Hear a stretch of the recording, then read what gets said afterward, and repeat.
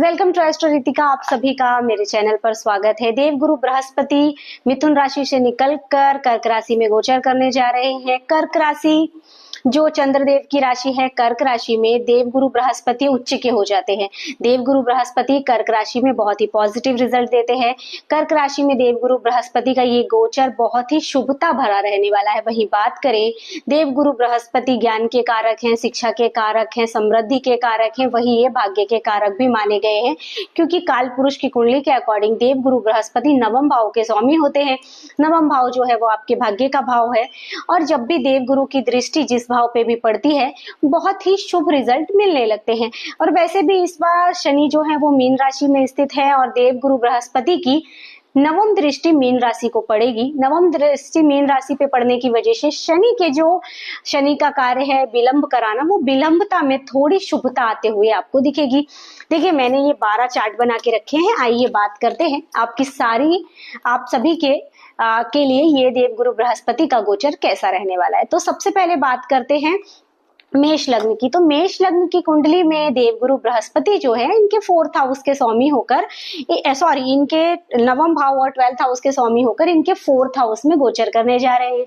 अब देवगुरु बृहस्पति का ये गोचर कैसा रहेगा? देवगुरु बृहस्पति 4th हाउस से इनके 10th हाउस को देखेंगे, इनके 12th हाउस को देखेंगे और इनके अष्टम भाव को दृष्टि करेंगे। वहीं बात करें तो गुरु की दृष्टि बहुत शुभ मानी जाती है। देवगुरु बृहस्पति त्रिकोण के स्वामी होकर केंद्र में विराजमान होने जा रहे हैं, तो आपके लिए ये समय बहुत ही पॉजिटिव रहने वाला है। देवगुरु बृहस्पति का आपके 4th हाउस में गोचर आपको बहुत ही पॉजिटिव रिजल्ट देगा। वहीं बात करें तो आपका 10th हाउस पे दृष्टि करने की वजह से आपके जो कार्य क्षेत्र में आपको सफलता मिल नहीं रही थी, कोई रुकावटें आ रही थी, या कार्य क्षेत्र में आप बहुत मेहनत के बाद भी आपको सफलता नहीं मिल रही थी, तो इस समय आपके कार्य क्षेत्र में आपको अच्छी सफलता देखने के लिए मिलेगी। आपके कार्य क्षेत्र में वृद्धि होगी, हो सकता है प्रमोशन भी हो जाए। और 10th हाउस में गुरु की दृष्टि पड़ने के कारण जो भी रुके हुए कार्य थे वो पूरे हो जाएंगे। जो कार्य आप बहुत मेहनत के बाद भी पूरे नहीं कर पा रहे थे, इस समय पे पूरे हो जाएंगे। कुल मिला के ये समय आपके कार्य क्षेत्र के लिए बहुत ही बेनिफिट वाला रहने वाला है। वहीं देवगुरु बृहस्पति का 4th हाउस में आना आपको प्रॉपर्टी से लाभ करवा सकता है। कोई सुख सुविधाओं की चीजों में वृद्धि हो सकती है, कोई लग्जरी चीजों में वृद्धि हो सकती है। वहीं बात करें तो आपकी माता के लिए भी ये समय बहुत पॉजिटिव रहने वाला है। पिता के साथ भी संबंध अच्छे रहेंगे, क्योंकि 10th हाउस से पिता को भी देखा जाता है। आपके कार्य क्षेत्र में आपको सफलता मिलेगी, आपका नाम होगा, आपके जो कलीग है या जो आपके उच्च अधिकारी है उनके साथ भी इस समय आपके संबंध अच्छे रहेंगे। वहीं बात करें तो गुरु की दृष्टि आपके 12th हाउस पे पड़ रही है, तो 12th हाउस मोक्ष का भाव है, सैया सुख का भाव है, खर्चों का भाव है, और विदेश यात्रा और विदेश से प्रॉफिट का भी भाव है। तो हो सकता है इस समय पे, और लोन के रीपेमेंट का भी भाव है, तो हो सकता है अगर आपके कोई लोन चल रहे थे तो रीपेमेंट भी आप इस समय कर पाएंगे। अगर आप अब्रॉड जाना चाहते हैं तो अब्रॉड के लिए भी आप ट्राई कर सकते हैं। इस समय अच्छे प्रॉफिट देखने के लिए मिलेंगे। इस क्षेत्र में आपको शुभता देखने मिलेगी। वहीं बात करें तो देखिए, अब्रॉड जाने के लिए आपकी किस ग्रह की महादशा चल रही है, किसकी अंतरदशा चल रही है, ये भी बहुत इंपॉर्टेंट है, बहुत मैटर करता है। तो आप उसकी भी रेमेडी आपको करनी बहुत जरूरी है। ये मैं आपको गोचर के विषय में बता रही हूँ, तो आपका ये गोचर आपके लिए बहुत ही शुभ रहने वाला है। वही बात करें तो देवगुरु बृहस्पति का ये गोचर आपके लिए बहुत शुभ रहेगा। आप रेमेडी के तौर पे चंदन या केसर का माथे पे तिलक करें, आपके लिए बहुत ही शुभ रहेगा। वही बात करें वृषभ राशि की, वृषभ लग्न की, तो वृषभ लग्न में ये 3rd हाउस पे बैठने जा रहे हैं। 3rd हाउस से ये आपके 10th हाउस को, आपके नवम भाव को, आपके 11th हाउस को देखेंगे। तो देखिए, ये जब आपके नवम भाव को देखेंगे तो आपके भाग्य का सपोर्ट आपको बहुत अच्छा मिलेगा, आपके भाग्य का साथ बहुत अच्छा मिलेगा। 11th को देखेंगे तो आपकी मन की इच्छाएं पूरी होंगी, आपके भाग्य का साथ आपको भरपूर मिलेगा।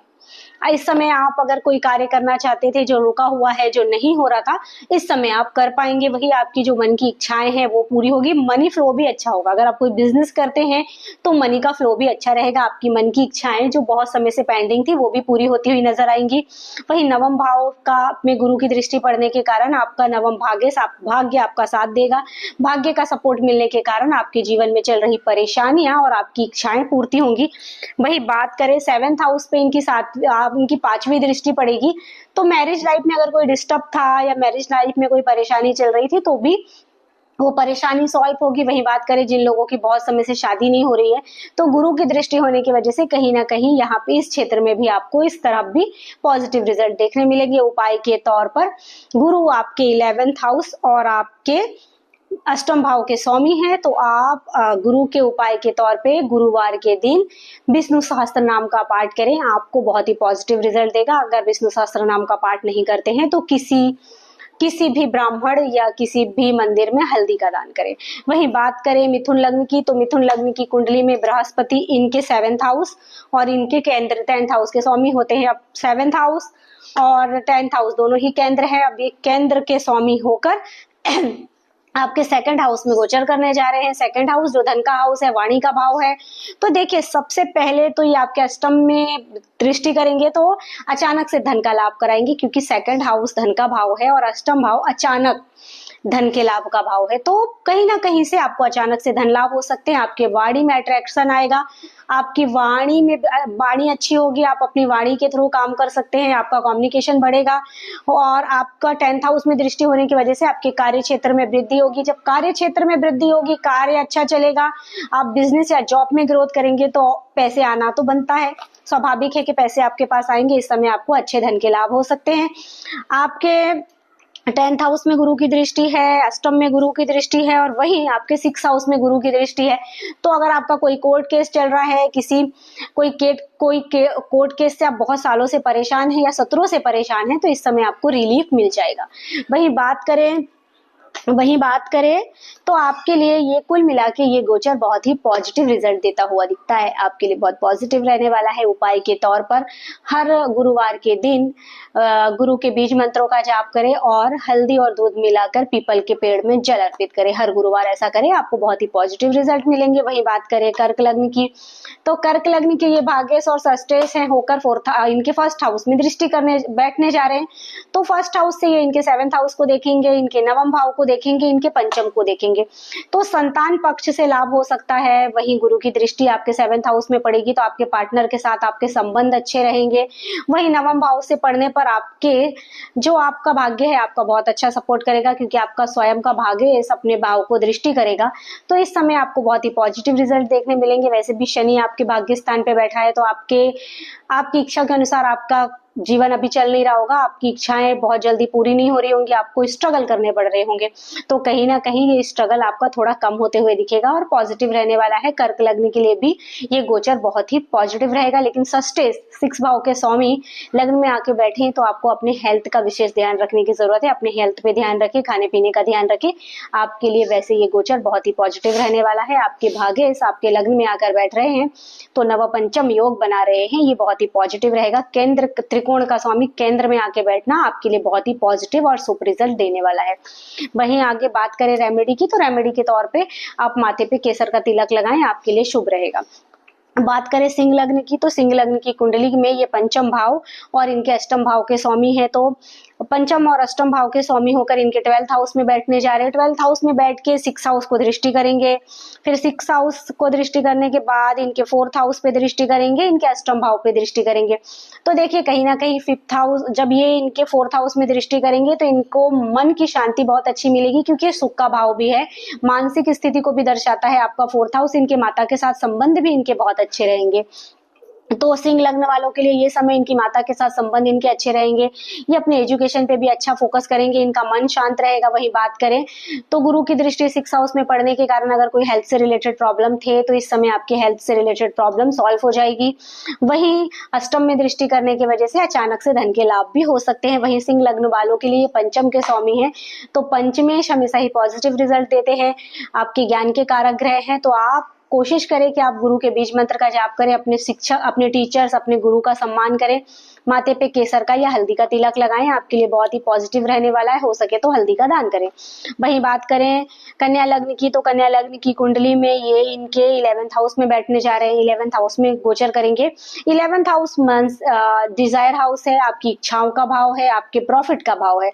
तो 11th हाउस से ये आपके पंचम को देखेंगे, पंचम भाव आपकी शिक्षा का है, आपके बच्चों का है, आपके लव रिलेशन का है। तो पंचम में दृष्टि करने की वजह से ये आपके लव रिलेशन में जो प्रॉब्लम चल रही थी वो सॉल्व होती दिखेगी। अगर आप संतान के लिए ट्राई कर रहे थे तो इस समय संतान के योग भी बन सकते हैं।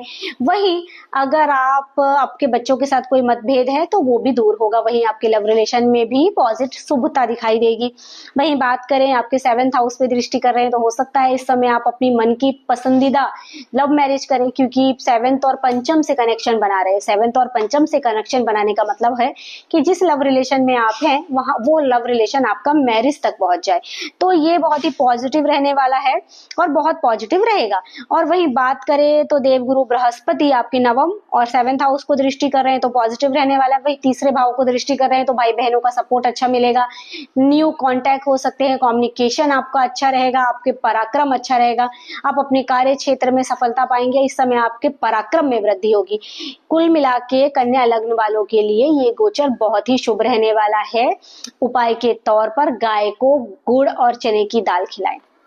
भाई बात करें तुला लग्न की, तो तुला लग्न की कुंडली में देवगुरु बृहस्पति इनके तीसरे और 6 हाउस के स्वामी है। तीसरे भाव और 6 भाव के स्वामी होकर ये इनके 10th हाउस में दृष्टि बैठने जा रहे हैं, गोचर करने जा रहे हैं। अब ये 10th हाउस से सबसे पहले तो 7वीं दृष्टि इनके 4th हाउस को देंगे, फिर नवम दृष्टि इनके 6 हाउस को देंगे और जो इनका 2nd हाउस है उसमें दृष्टि देंगे। तो कार्य क्षेत्र में सफलता मिलेगी, धन के लाभ होंगे। कोई बड़ी बीमारी से परेशान है या शत्रुओं से परेशान है तो इस समय आपको शत्रुओं से परेशानी दूर होगी। आपके 4th हाउस में दृष्टि करेंगे तो आपका मन खुश रहेगा, आप कोई लग्जरी चीज ले सकते हैं, कोई प्रॉपर्टी ले सकते हैं, धन की वृद्धि हो सकती है।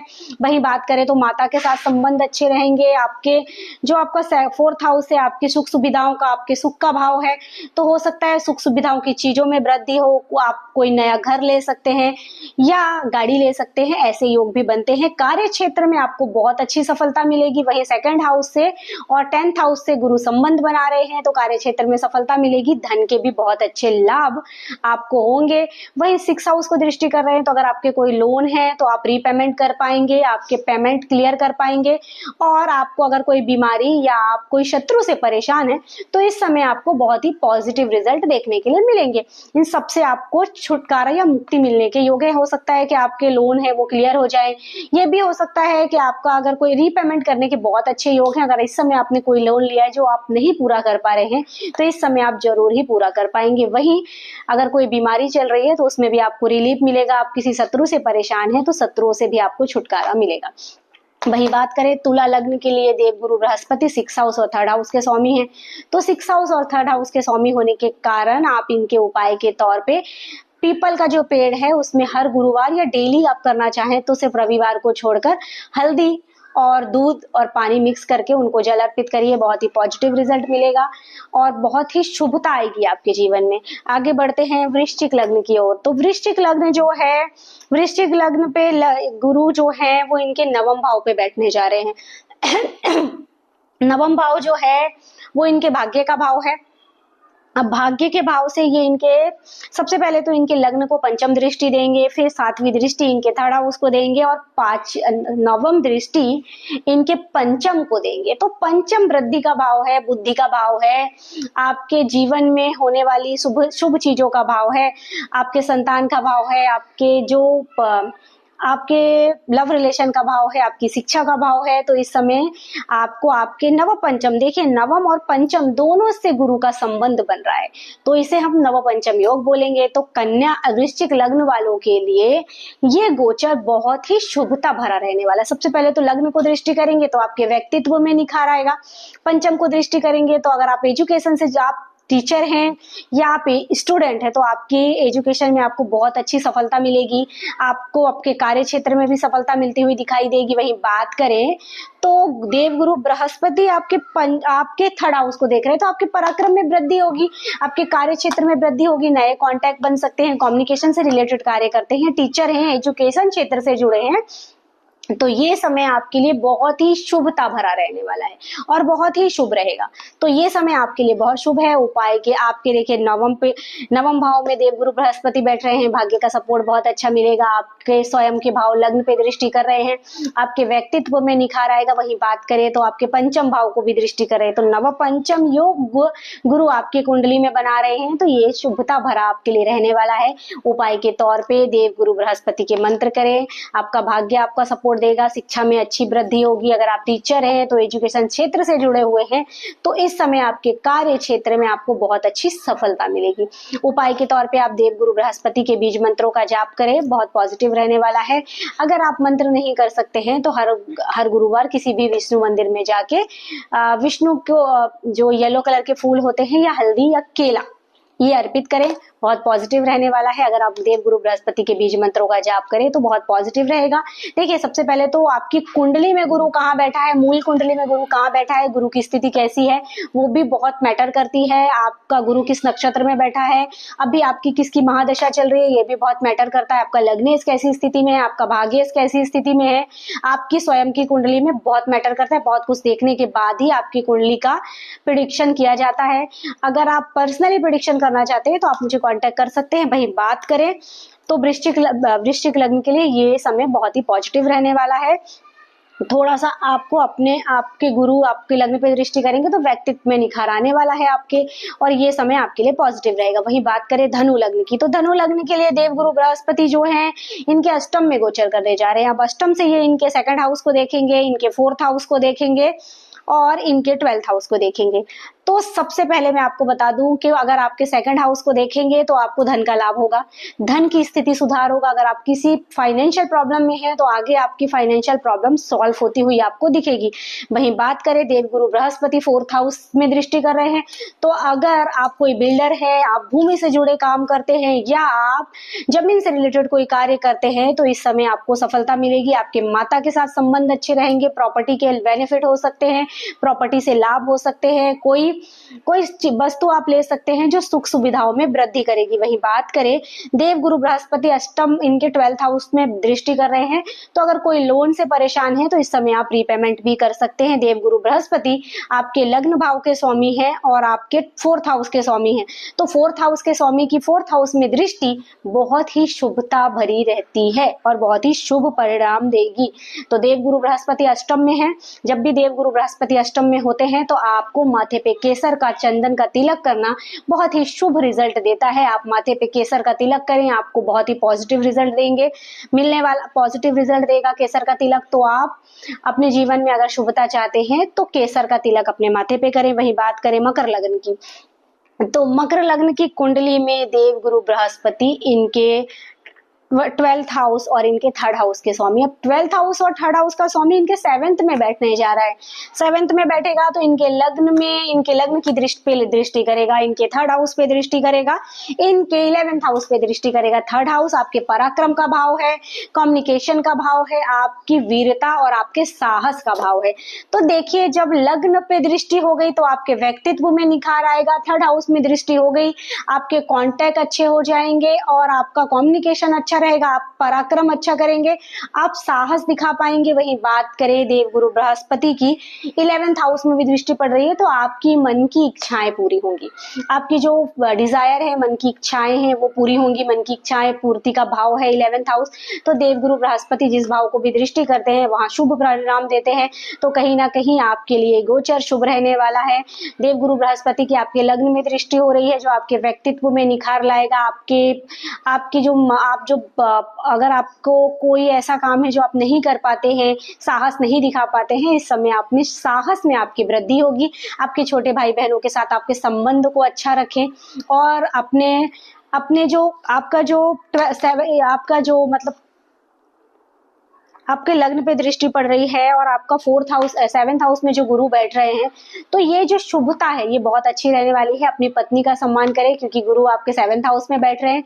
अपनी पत्नी का सम्मान करें, अपनी पत्नी को मान सम्मान दें। अगर आप कोई स्त्री हैं तो अपने अपने पति का सम्मान करें। आपके लिए ये समय बहुत ही पॉजिटिव रहने वाला है। देवगुरु बृहस्पति 3rd हाउस और 12th हाउस के स्वामी होकर आपके 7th हाउस में गोचर कर रहे हैं। ये पॉजिटिव रहने वाला है। आपको इस समय अपनी पत्नी और अपने पति का सम्मान करने की जरूरत है। वहीं उपाय के तौर पे आप हल्दी और चने की दाल का दान करें, आपके लिए शुभता भरा रहेगा। वही बात करें 11th राशि मतलब कुंभ राशि की, तो कुंभ राशि का ये के लिए ये गोचर इनके 6 हाउस में है, 6 हाउस में होने जा रहा है। दृष्टि करेंगे इनके 12th हाउस को, इनके 2nd हाउस को और इनके केंद्र मतलब 10th हाउस को। तो अब केंद्र में दृष्टि जब गुरु करते हैं तो बहुत शुभता भरा रहने वाला है। इनके 11th हाउस का स्वामी इनके 10th हाउस में दृष्टि करेगा। कहीं ना कहीं इनके लिए कार्य क्षेत्र में वृद्धि होगी, इनके कार्य सफलता पूर्वक हो जाएंगे। वहीं 2nd हाउस में दृष्टि करने की वजह से अगर फाइनेंस से रिलेटेड कोई काम इनका रुका हुआ पड़ा था तो इस समय पूरा हो जाएगा, फाइनेंस में वृद्धि होगी। वहीं बात करें तो देवगुरु बृहस्पति इनके 10th हाउस, इनके धन भाव और इनके 12th हाउस को दृष्टि कर रहे हैं। तो अगर इनके कोई कोर्ट केस चल रहे हैं, कोई रीपेमेंट बाकी है, कोई लोन जो ये क्लियर नहीं कर पा रहे थे, इस समय ये क्लियर कर पाएंगे। मानसिक शांति की भी अनुभूति होगी इनको। तो इनके लिए भी कुंभ लग्न और कुंभ राशि के लिए भी ये समय बहुत पॉजिटिव रहने वाला है। कुटुंब के साथ संबंध अच्छे रहेंगे, धन का लाभ होते हुए दिखता है। वही ये जो गोचर है कुंभ लग्न के लिए बहुत ही शुभ रहने वाला है। उपाय के तौर पे आप देवगुरु बृहस्पति के बीज मंत्रों का जाप करें, विष्णु सहस्त्र नाम का पाठ करें, बहुत ही शुभता रहेगी। ये गोचर आपके लिए बहुत ही पॉजिटिव रहने वाला है। आगे बात करते हैं आखिरी अंतिम राशि मीन राशि के लिए। तो मीन राशि की कुंडली में ये इनके लग्न भाव और इनके 10th हाउस के स्वामी है, दोनों केंद्र के स्वामी है ये। तो केंद्र के स्वामी होने के कारण होते हुए देवगुरु इनके पंचम में विराजमान होने जा रहे हैं। तो मैंने जैसे आपको बताया कि पंचम भाव जो है वो त्रिकोण है और 10th हाउस और फर्स्ट हाउस जो है वो केंद्र है। तो केंद्र और त्रिकोण का संबंध बनना बहुत ही शुभ माना गया है। नवपंचम योग गुरु यहाँ पे बना रहे हैं। गुरु इनके नवम भाव को दृष्टि करेंगे। नवम भाव जो भाग्य का भाव है और जब भी नवम भाव और पंचम भाव का स्वामी का संबंध बनता है तो ये एक योग कारक होता है और ये एक राजयोग की श्रेणी में भी आता है। तो इनके लिए मीन लग्न के लिए ये समय बहुत ही पॉजिटिव रहेगा। इनकी कुंडली में नव पंचम योग बन रहे हैं। अगर ये एजुकेशन से जुड़े हैं, अगर कोई स्टूडेंट है तो शिक्षा में इनकी वृद्धि होगी, इनको शिक्षा में सफलता मिलेगी। वही बात करें तो इनके लाभ स्थान पे दृष्टि है तो इनकी डिजायर हाउस, इनको जो प्रॉफिट इनके नहीं हो रहे थे, रुके हुए थे, वो प्रॉफिट होंगे।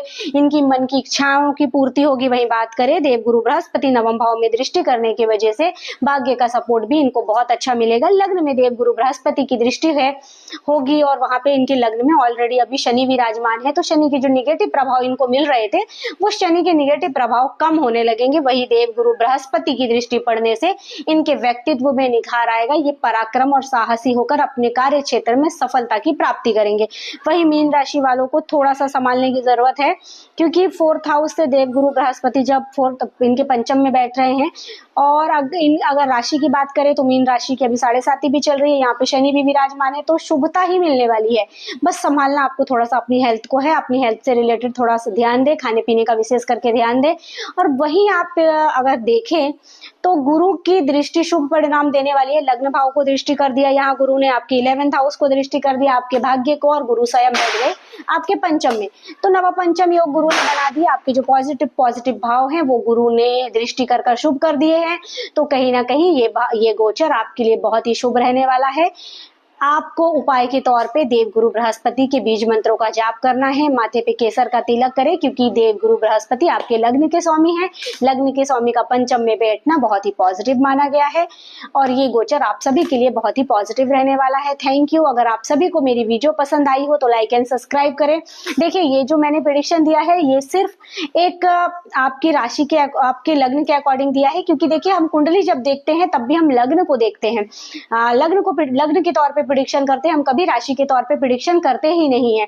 तो हम गुरु का गोचर हो या किसी भी ग्रह का गोचर राशि के अकॉर्डिंग प्रेडिक्शन नहीं दे सकते हैं आपकी, क्योंकि गुरु तो वही बैठेंगे जो आपके भाव हैं, जो आपका लग्न है उसके अकॉर्डिंग ही गुरु आपकी जो राशि, जैसे कि 4th नंबर की राशि आपके 4th हाउस में आती है तो देवगुरु बृहस्पति आपके 4th हाउस में ही विराजमान होने वाले हैं।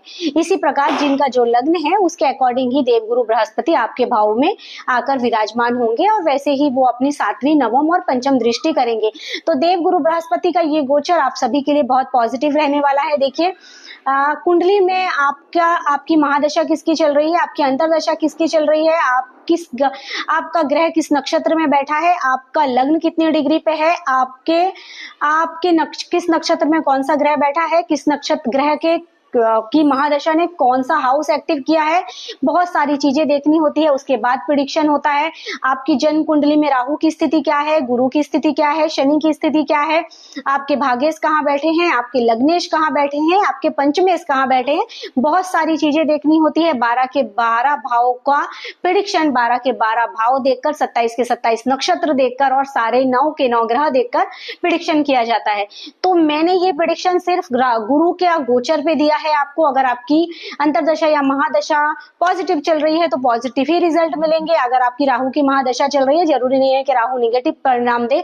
कभी कभी राहु आपके अगर ऐसे नक्षत्र में बैठे हैं जो आपके सेकंड भाव और आपके 10th हाउस को एक्टिव कर रहा है, तो राहु कैरियर में सफलता देगा, और आपके धन भाव को एक्टिव कर रहा है तो आपको धन की वृद्धि देगा। इसी प्रकार हर ग्रह का अलग रिजल्ट होता है, हर किसी की कुंडली का अलग प्रिडिक्शन होता है। ये जो गोचर है, मैं सिर्फ गोचर के अकॉर्डिंग आपको प्रिडिक्शन कर रही हूँ। हाँ, आपका व्यक्तिगत प्रिडिक्शन आपकी कुंडली के बेस पे किया जाता है। जो मैंने बताया वैसे ही प्रिडिक्शन होते हैं। तो कोई भी गोचर, आप कोई भी प्रिडिक्शन, जनरली प्रिडिक्शन आपके 100% फिट बैठे, ऐसा बिल्कुल भी नहीं हो सकता है, क्योंकि हर किसी की कुंडली में ग्रहों की स्थिति अलग होती है, हर किसी की अंतरदशा महादशा अलग होती है। तो आपके लग्न के बहुत सारे लोग होंगे, तो सब पर ये 101% ये प्रिडिक्शन परफेक्ट नहीं बैठ सकता है। मेरा कहने का मतलब सिर्फ इतना है कि एस्ट्रोलॉजी बहुत डीपली ज्ञान है। हर किसी की कुंडली का प्रिडिक्शन अलग होता है, हर किसी कुंडली की महादशा अंतरदशा अलग होती है। अगर आपको मेरी वीडियो पसंद आई हो तो आप लाइक एंड सब्सक्राइब करें। Thank you.